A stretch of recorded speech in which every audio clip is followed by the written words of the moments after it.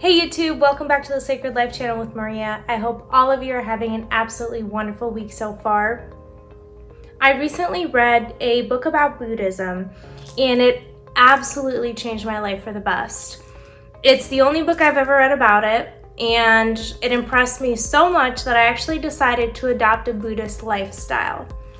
There are 4 basic facts that the Buddhist Dharma carries out, and I wanted to share with you those 4 facts today.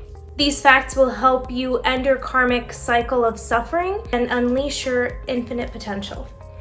Fact number 1 is that life is extremely difficult. We live in an imperfect world that is utterly filled with suffering and shortcomings. This is the karmic cycle known as samsara. And in order for us to see past this, we must first accept that in this world, this earth that we were born on, suffering exists. This is number 1. Fact number 2 of the Buddhist Dharma teachings is that we suffer because of attachment, because of a craving. We're constantly thirsting for all of these different types of experiences, and so we never get to appreciate being fully in the moment, and so we're constantly keep wanting something else. The second you get that thing, you want the next. And so this incessant conditioned belief of I want this and I want that, and that attachment is what causes the problem. The problem is not the material objects that you are after. The problem is that people define themselves by the material objects that they have.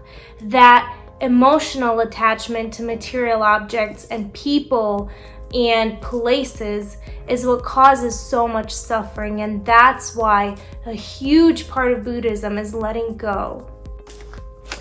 Fact number 3 of Buddhism Dharma is that Nirvana exists for you and for anyone else that wants to achieve it.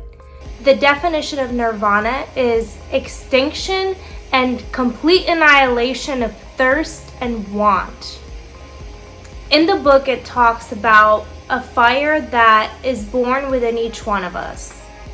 And it is up to us to never let that fire get out of our control. So, for example, when we are so focused on an object that we want, the fire grows bigger because there's a lot more friction. At other times when you're feeling really depleted, your fire might be too small. And so all this analogy is trying to say is that there's a fire within each of us that we must control and balance. We can never control an outside circumstance, but we can always control how we react, how we feel, and what we do.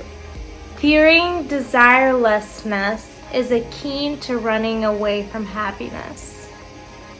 A needless mind is a much more abundant and a much more fruitful mind.